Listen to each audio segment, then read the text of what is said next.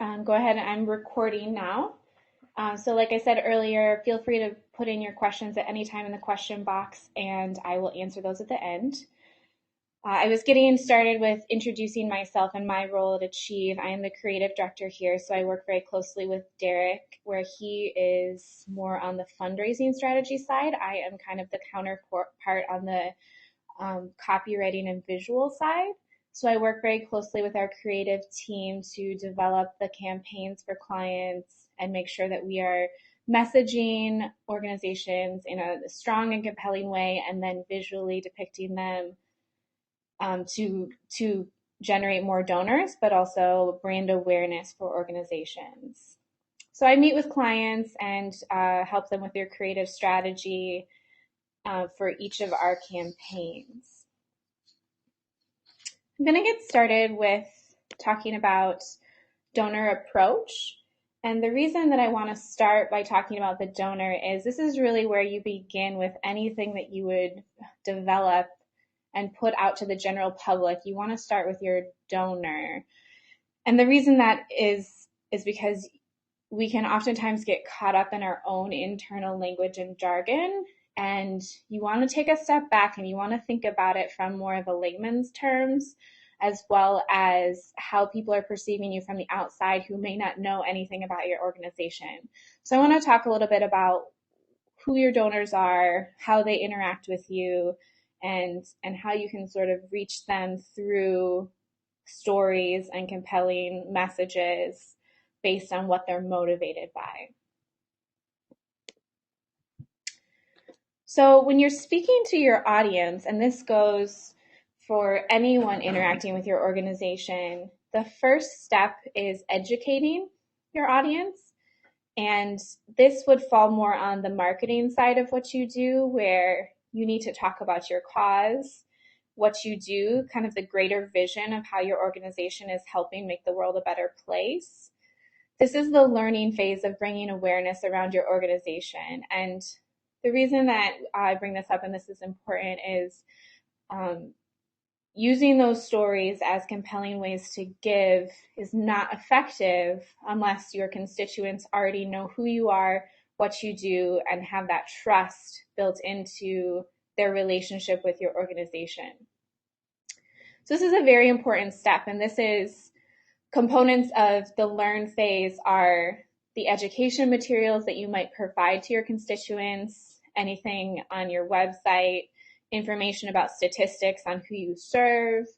It could be Facebook posts, Twitter posts. There's all these different avenues for getting education out there around the issue of what you're trying to solve, why your organization is doing that in a really strong and compelling way, and why the person should really care about your organization in dealing with that issue.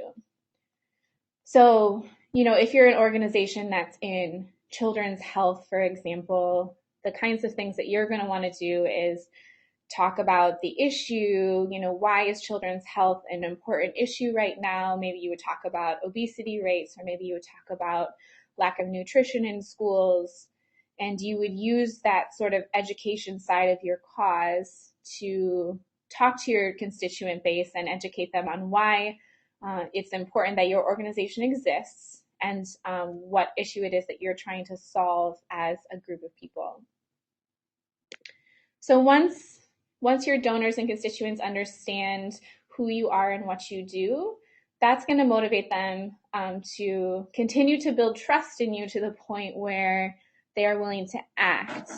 And oftentimes this will begin with something like volunteering, or perhaps sharing a Facebook post or retweeting something that you tweeted. And they're starting to get more involved with your organization through active participation. And this is a tricky stage because oftentimes it can feel frustrating to organizations where you get a lot of Facebook sharing, or people are retweeting your posts, but it doesn't feel like it's doing much because these people are not yet giving. However, you have to remember that this is an important phase of your donors and constituents because it's getting them to feel very personally connected to your organization. And so as they are more involved in sharing and retweeting and generating excitement maybe from their friends and their family on those social media avenues, it's really helping to build a support network around your cause. So we call that sort of passive participation with your organization. And it's because it's not necessarily directly bringing in dollars for you, but it's a part of the process to get them to really generate buy-in in what you're doing and to believe in it enough that they care to share who you are as an organization. So once we get through that phase, then that's when people start to be compelled to give to your organization. So once they have a stake in you, if they start maybe volunteering or sharing your information or educating their friends and family on the issue that you're dealing with, then that's when they get triggered to motivate to give. And this oftentimes starts in very small amounts. Maybe it's $5, maybe it's $25 or $50. But it's planting that seed in their mind of your organization is important enough that they are giving their hard-earned money to you. And it's significant. And once you get that donor in the door, it costs more as an organization to get that initial donor than it does to get a renewal donor. So this first step of giving that $5 is actually going to grow over time and be really important as a starting point for your organization. So don't feel discouraged if people are only giving small amounts to begin. The idea is you get them to renew each year and give a little bit more and a little bit more and generate more buy-in to what you are doing as an organization.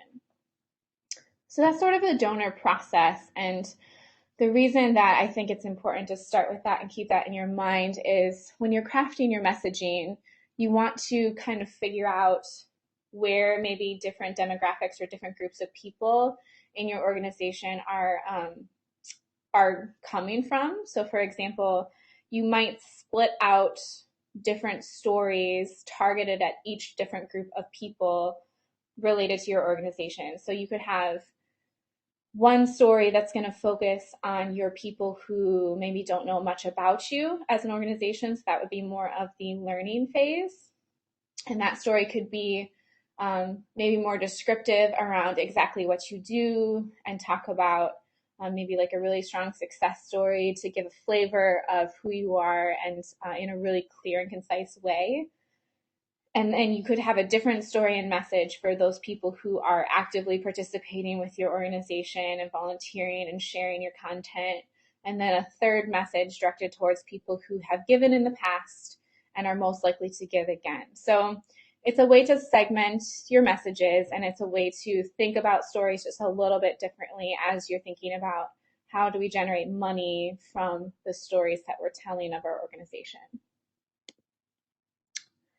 So I'm going to go through now and talk about verbal storytelling and how to craft that message. And then once we go through that, I'm going to come back around and talk about visual storytelling and how you match the two to make a really strong connection with your constituents. And both are very, very important. And like I said initially, you do need to start with your donor and think about what's going to resonate with them. But making this verbal and visual components work together is absolutely key to making your story a success. It's not one or the other. You need both to be strong and compelling to really connect with your donors. So one thing that we have seen a lot across the board in campaigns is when you're crafting a story, your constituents are attracted to one person. And it's too difficult for a donor to conceptualize the fact that you help maybe 30,000 people as an organization, but they can conceptualize you helping one person. So when you're crafting your message, think about one person that you can highlight to say, this is a great example of who we help, who we serve, and is a success story of how our organization is making the world a better place. So this photo here is actually from Invisible Children, and it was used, the whole story around this child and it was very specific on one person. And you can talk maybe a little bit about your organization as a whole and who you serve and maybe the geography of where you serve or the numbers. But I would make that a secondary component of your story than whereas you would start with this individual. And it's a great way to approach it because people love to relate to other people, and that's how we form friendships and relationships and strong bonds with our families is through that sort of emotional one-on-one connection. The one reason why I really like this photo in particular too is you see some of the expression and personality on the kid's face. You see some of the light in his eyes, and it automatically connects with the person looking at the photo to say, wow, I feel like I can sort of relate to you. You're a person and I can understand your story.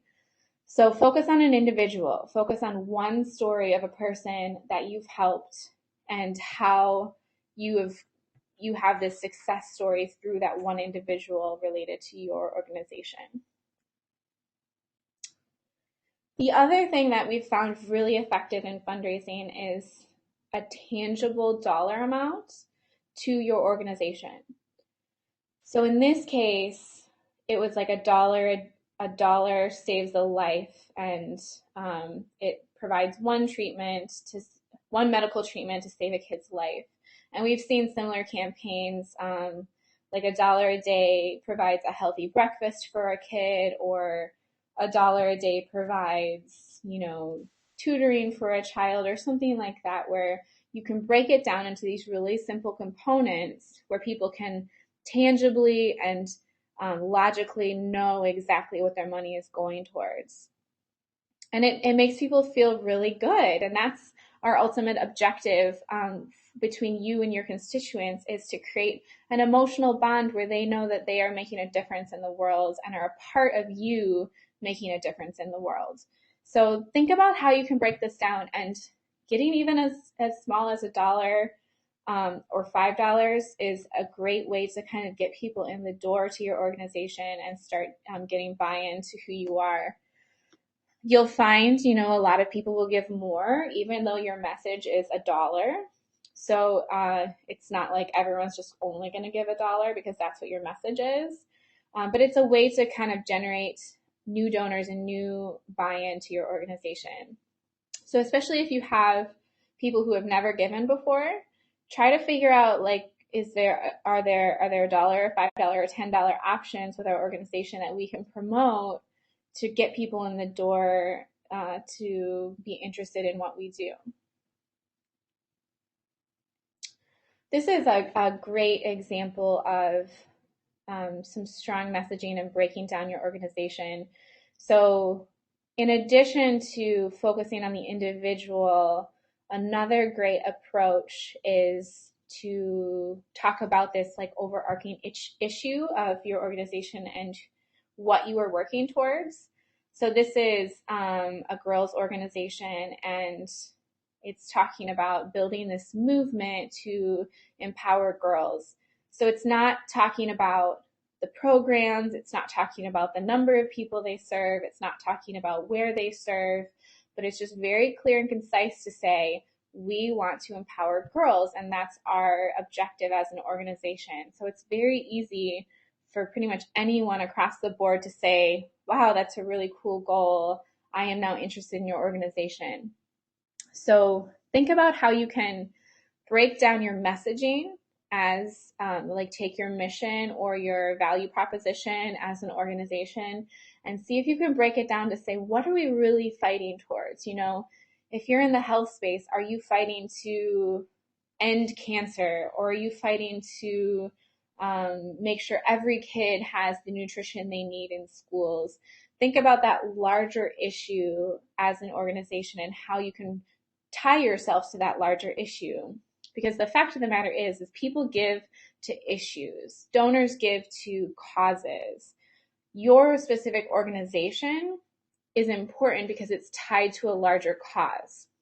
So for example, if you're an environmental agency, people are not giving to you because of your name and your title and your brand. They're giving to you because they care about the environment and protecting the environment in it could be a variety of ways. So think about what kind of larger cause you can tie yourself to really bring in that compelling messaging and grab people's attention.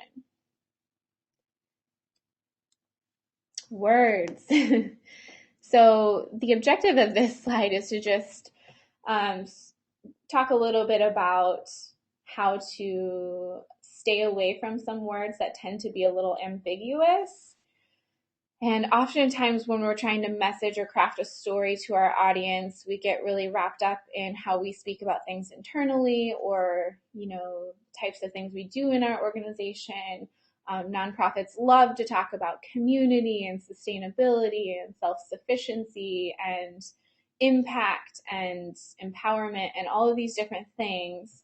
And oftentimes those words get used so much that they start to get a little bit, they lose their power and they get a little bit too vague. So for example, when you're thinking about describing your organization, instead of saying we help people become self-sufficient, think about what you actually do to make them self-sufficient. So do you provide food from a food pantry to help them be more self-sufficient? Or maybe you provide career counseling to get them a better job to be more self-sufficient. Or maybe you provide like an after-school care program for their kids so that they can continue to work to be more self-sufficient, or perhaps you're helping them with a plan for their housing so they can purchase a house.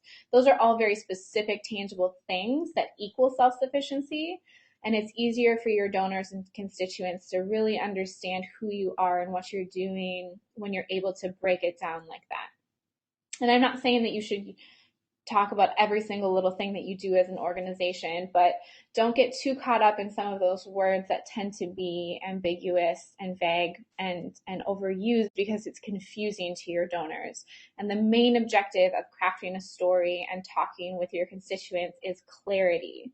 You want to be extremely clear and extremely concise on who you are. We typically recommend, when you're writing like a direct mail letter, for example, that you speak on like a 3rd to 5th grade level. And it's not because we think that your donors are stupid or aren't going to understand what you're talking about, but they may not really know your organization and what you do. So it's important to craft it in a way that is really easy to eat up and understand. And another reason to do it that way is because not everyone's going to read all of the copy. So if you kind of dumb it down and have it very simple and clear, it's easy to skim through the content and understand what you do without getting too much in the clouds with your fancy internal jargon.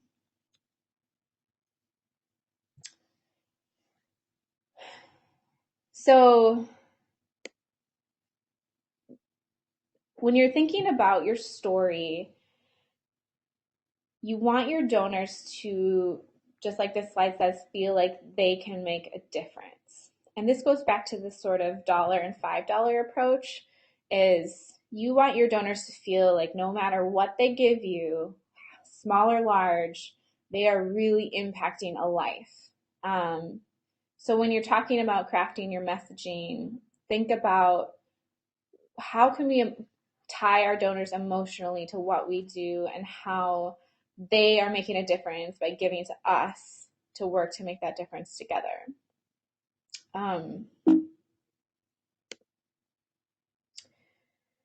Another good exercise to do as you are crafting your messaging is to really get to the nitty-gritty of who you are as an organization. This is kind of a little exercise you can do. Describe your organization in less than 100 words.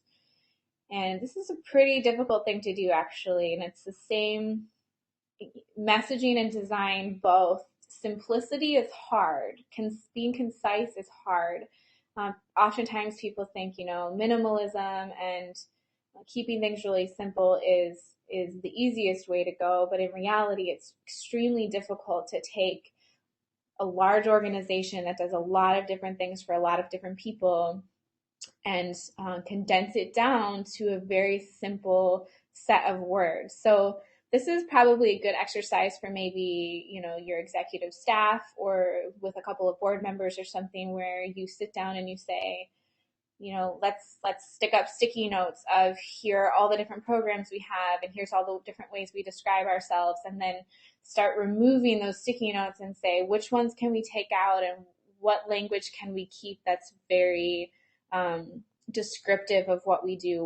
What's at our core? What are we really accomplishing as an organization? So it's a tricky exercise, but it's really important and very good, especially when you're crafting your direct mail end of year letters or emails to your constituents. In 2013, people are not reading all of the copy. And the more condensed and concise you can get, the more likely you're going to have your constituents reading what you're actually putting in front of them. The other thing we like to talk about with nonprofits is your unique value proposition, or your UVP. And basically what this is an exercise to help you figure out, how do you position yourself among your peers? So in the business world, it would be, your marketing positioning or maybe your competitive advantage. And the reason this is important is it's a very saturated space. There are a lot of nonprofits out there asking for dollars. And based on the research that we've done around millennials and how they give and interact with organizations, most of them are following 1 to 5 organizations pretty closely. And what that means is they're following 1 to 5 on Facebook, email, Twitter, and they're focused on those 1 to 5 as the organizations that they feel most passionately about, based on the specific things that organization is doing. So you need to figure out as a group, what makes you unique. Think about, of all the other people in your space, all the other nonprofits, or maybe, you could even think about people who are not in your direct industry, because the reality is, when people are giving charitably, they may not give all in one area. So some of your competitors may be in different industries. But think about what makes you really unique and what makes you compelling to your donors. And a part of that is, when you communicate that message, you're building a lot of trust among your donors, and kind of going through those steps of the learn, act, give process by showing them this is why we're unique, and teaching them about that, and that kind of moves them through that donor flow. So another good exercise to sit down as you're thinking about your messaging as an organization. And once you have this a little bit finalized, I would take it and show it to a few people, not too many, because you don't want too many opinions, but show a few people and see if by reading this unique value proposition, those people understand who you are and what you do. Another good exercise as you're crafting your story is, how can I be affected? And when we say I, we mean your donors. So how are your donors connected to your organization, and how can you make them really participatory in what you do? So it could be talking about, if you're helping this child get to college, then you are building a stronger economic community for your kids. How do you tie that donor to what they're giving to? So craft your message around including your donor in the scenario. It's more difficult to say, just give out of the goodness of your heart. You want them to feel like they have a stake in your organization, and that they're going to be affected and influenced by the positive things that you're doing as a nonprofit. How can I be touched by your work? Where are people seeing what you do? How do they know exactly who you're helping? And how is that going to make their life better? So similar to the last slide, but using some of your language and messaging to say, you're a part of this equation, you're a part of the community, and you're going to be positively affected by what we do as well. Why are you relevant to me? This is an important question as well. What makes your organization important and urgent now? You know, why is your organization why is it important now rather than 2 years ago or 5 years from now? You need to kind of craft it in a way that people understand the urgency and how it's relevant to them as a community.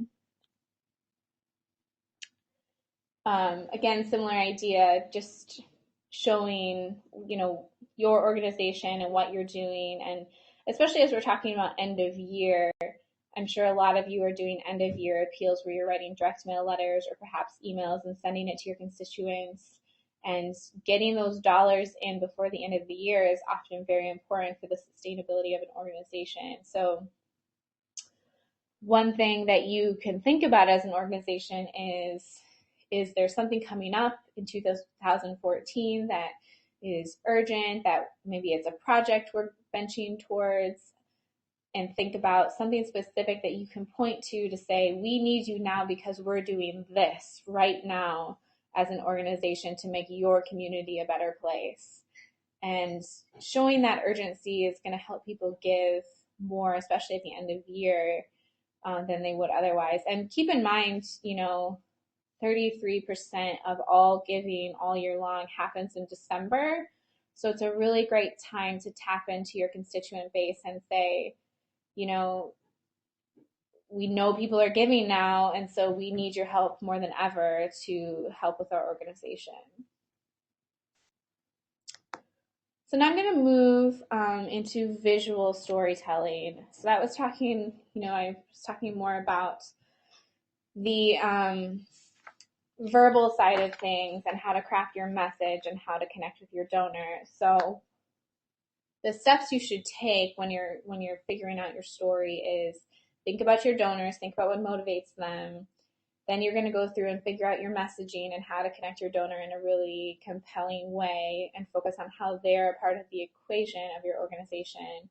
And then once you do all that, you take that awesome messaging that you just created and you're going to have to display it visually.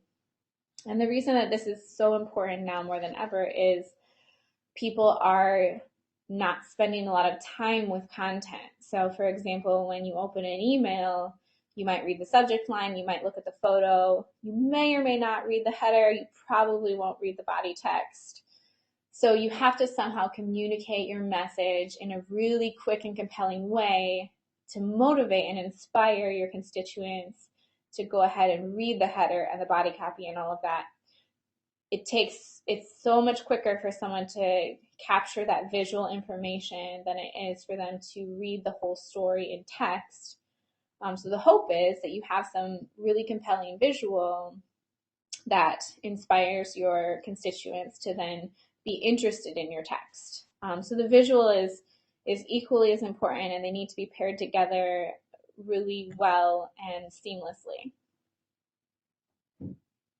So I'm going to go through, this is basically a standard direct mail example, you know, help us in our organization, we're amazing, you should give, blah, blah, blah, kind of boring, kind of stale, kind of static. So my point here is, you know, as an organization that you are amazing and awesome and are doing great things to change the world. The people that you're sending information to, whether it's a direct mail or email or a social media message, they don't necessarily know how awesome you are. So getting stuck in the numbers and stats and just focusing on we're so great, you should give to us, you're going to have to think about going back to the one person, the individual. So I'm going to walk through a few examples of how you might think about doing this. And I'm going to start here. This is Gumia. And he met his wife, Cynthia, in Uganda and was married about 12 years ago. Cynthia is an American citizen, and she was able to return to the US shortly after giving birth to their first child, a daughter. And then Cynthia spent the next 10 years trying to get Gumia legally to the United States and reunited with their family.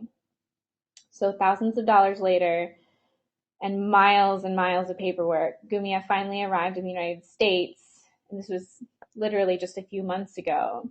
So he'd barely met his daughter. He had been away from his wife for 10 years. And it was all to get him legally to the United States from Uganda. Now that they're back together, there's a transition organization that helps immigrants who's working with him to help him transition, live in the United States, get a job, have what he needs to thrive where he's at now with his family. So this is a great example of using this visual of his face, and he's got this really great kind of soft expression, and tie it with this story of a lot of hard things, and showing that he's been away from his family for 10 years, and his wife fought to get him back to the United States, and now we need donors to donate to help people like him transition to the United States. So the whole message of this story is to say, Gumia is just one example of thousands of immigrants that come into our city every single year. We need you now to give to help us transition these immigrants to be a part of our city in a successful way. And I just want you to imagine for a moment, if we didn't have this photo and you were just hearing that story, would it be as compelling? And I would argue it's not. And the reason we know that is because of what I said earlier about people connect with faces, they connect with someone they see, they connect with eyes. It's extremely important that you have these really great visuals to tie with your story to get that emotional buy-in from your constituents.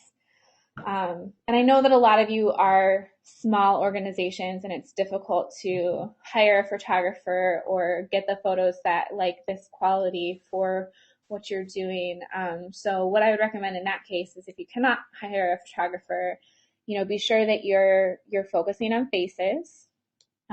Stay away from group shots. People are attracted to eyes and smiles, and they can be casual. They don't have to necessarily be looking at the camera, but getting more of these close-up shots are really what's going to help people have that emotional connection with your organization. And this photo was done by a professional photographer, and I think that's a great option. It's something you might want to consider to build into your marketing budget. Getting amazing photography is one of the best things that you can do for your organization, because you're showing exactly who you serve and who is benefiting from your organization.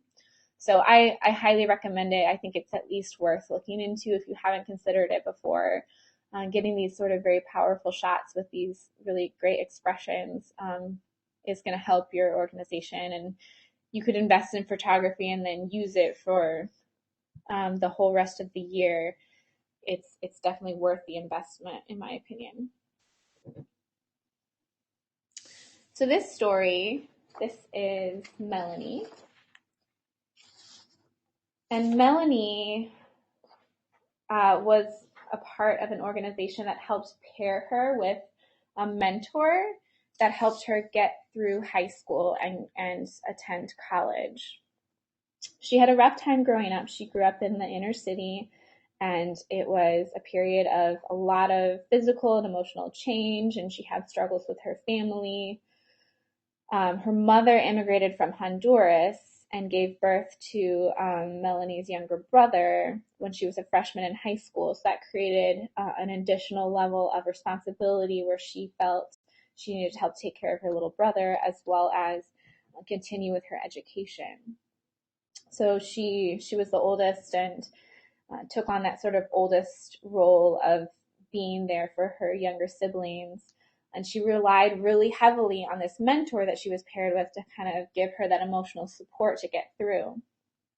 One of her quotes is, "It's a great feeling knowing that you have someone in life who is on your side, cheering you on when it feels like the world is against you." I just love that quote because it really gets to the heart of what this organization does, and that is providing a friend and someone who has the advice and wisdom and experience to be a cheerleader for a high school student. And oftentimes that's all that they need. And what a great story. And why wouldn't you grab onto that and give to that type of organization? It's just such a powerful type of message. And that's really what this gets down to is you and I both know that your organization is doing these amazing, powerful things. And once you show it with an individual person and craft that story and message and get those quotes, it's an easy sell. You know, it's an easy message to say, why wouldn't you give to this type of work? It's just so powerful. So Melanie worked with her mentor throughout high school and kept in contact with her throughout college.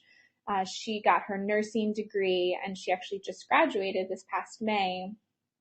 And she has now decided to go back to this mentoring organization and work herself as a mentor to help another student. So it's a really neat story, and I really like the sort of full circle perspective that we were able to take with this.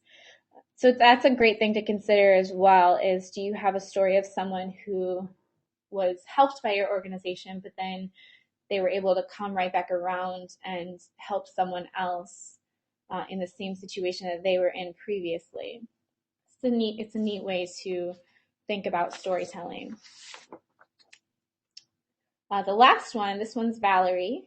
And Valerie was in a place where she felt like college seemed nearly impossible. Her father was diagnosed with cancer when she was 16, and they were facing mountains of medical bills. So Valerie thought that her education dream would just have to go on hold. Despite all of those trials, there was a foundation that was able to step in, award her a scholarship, and it paid for a full ride tuition to a top-tier school where she studied engineering. Once she graduated, that degree gave her the flexibility and a good enough job that she was able to stay in that city and keep contributing to her community. So she says the scholarship kept her where she was at. She would have had to move out of state, but because of this scholarship, she was able to attend one of the best engineering programs in the country, and now she's able to raise her family at home. So again, it's just a really powerful story of providing the resources needed to make her dreams possible. And who wouldn't grab onto that? You know, this is a part of really crafting it in a way that people can relate and really understand the power of what you're doing. So this is my favorite slide of the presentation, and the reason I included this is when you're thinking about how to depict your organization visually, focus on the good. Focus on where you want your people to be once you help them. So if you are a cancer agency, we don't want you showing pictures of, sick kids in beds at hospitals, because it's not the same sort of hopeful message that you want to depict to your constituents. Instead, you want to show a happy perspective. You want to say, once these kids go through our organization, this is what they look like, and this is how amazing they're doing now. And people are more likely to grab onto what you're doing and really relate to it when you frame it in that way. So stay away from the sad panda. Focus on the happiness and the joy that you're bringing to your people once they go through your organization. I just want to take a brief moment to talk a little bit about design. I think with storytelling, what you really want to focus on is photos, but when you're designing maybe like a direct mail or an email or something around these stories, there are just a few little tips that you'll want to keep in mind. Design is more than making something look pretty. you really want to think about the structure of what you're doing. So when you're designing like a direct mail, for example, you want to think about, you know, how someone's eye goes across the page. They're going to read, they're going to start in the, you know, top left corner and they're going to go across the page and then they're going to go down from there. So just think about how you place things visually and where you want the eye to go. And this is something that we talk more detail in our design presentations.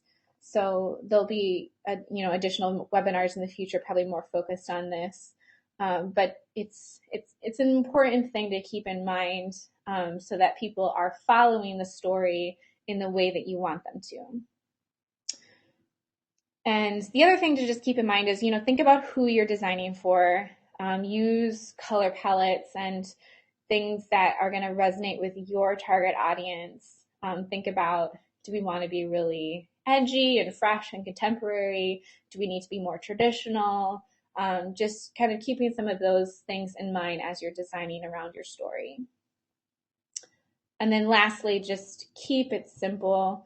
It doesn't need to be super fancy. If you've got amazing photos and a great story, that is the key components, and the rest can be simple and minimal.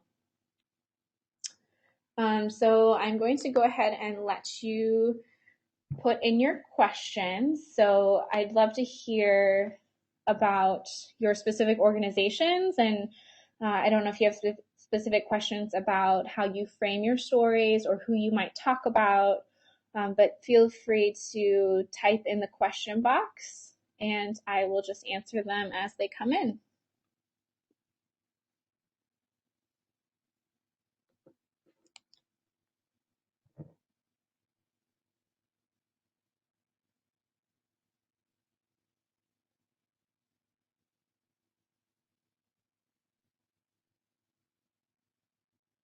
No questions yet. I'll give it just a couple more minutes to see.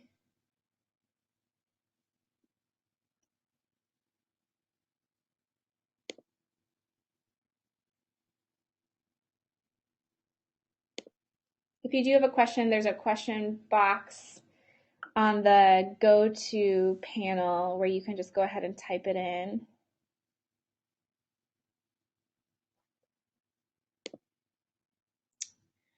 One of the questions is, can we get a copy of the PowerPoint? Yes, I will be emailing all of the registrants a link to the recorded version of the webinar as well as the PowerPoint itself that you can go ahead and browse through.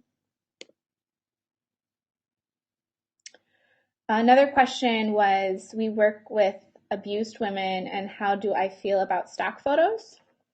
And that's a really good question, especially when we're thinking about budgets and how to, you know, keep costs low. I understand that stock photos are often an option that nonprofits go with. Research has shown that stock photos are not as effective, and people are smart and they know when it's a stock photo and when it's not a stock photo. So you can expect that your constituents are going to know that it's a stock photo. People resonate more with real photos. It's definitely a better option if you can make that work. However, we do understand, you know, I understand that there are limitations within organizations. So if you have to just use stock photos, that is an option. It really depends on who you're depicting and what type of organization you are. But if you can't use the real photos, you might be able to find something that works. I would encourage you, you know, if you can, even if you're using a story of one of the women who's more removed from the situation, who's kind of grown and healed, and you know, show kind of the like 5 years out or something like that, to be more positive. That might be a good option for your specific organization, but definitely research has shown that stock photos aren't as effective as real photography. Especially when we're talking about donors, they resonate much more with the real photos.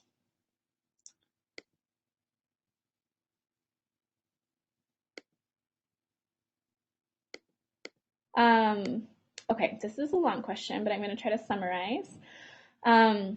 This organization impacts youth through seminars, and they go out and do service in their communities. What is my suggestion for getting donors to feel compelled to give? Should our focus be underserved youth, and we give scholarships to change their lives, or the nonprofits that the youth have created as a result of the program? I think for your specific organization, it would be great to focus on the youth themselves and say, we are, providing character building and teaching them about community involvement and how to be members of society, and take a story of one of those kids and follow them, watch their day to day, take photos of what they're doing in their communities, and maybe the nonprofits that they're involved in would be a part of that story, but I would focus on the kid. I think that would be a really compelling way to phrase it. Here's another question about using photos and how it's difficult because of children and young people, and how getting releases is a challenge. And I completely empathize with that. That's something that I've dealt a lot with in my role here at Achieve. And yes, you're right, it is difficult.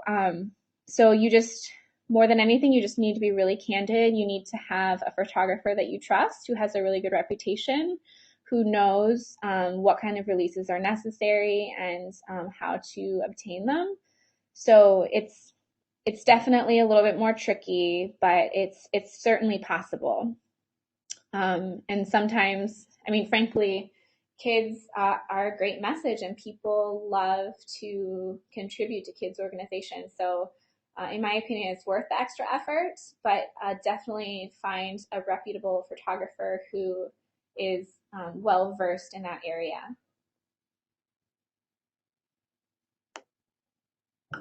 I'll give it just a few more minutes if there are additional questions.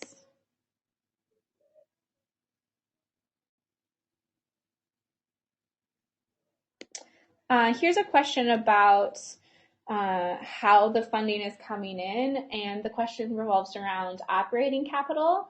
How do we figure out how to phrase, or do we assume that the donor will understand that some of the funds go towards operations and not solely to the program?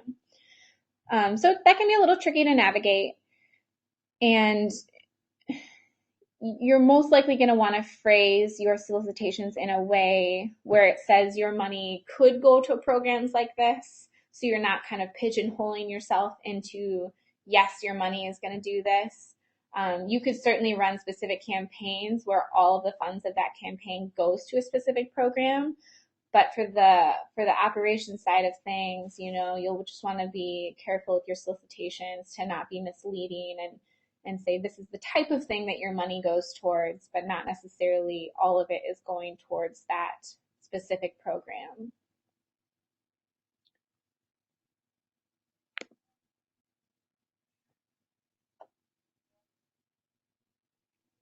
All right, looks like that's all the questions. So I'm going to go ahead and wrap up. I've got my contact information here on this last page. You are welcome to email me if you have additional questions, and you will be receiving the webinar recording as well as the presentation slides that you are welcome to go through. You can follow me on Twitter, and you can also follow Achieve. I would love to hear from you, but thank you so much for participating, and have a wonderful rest of your day.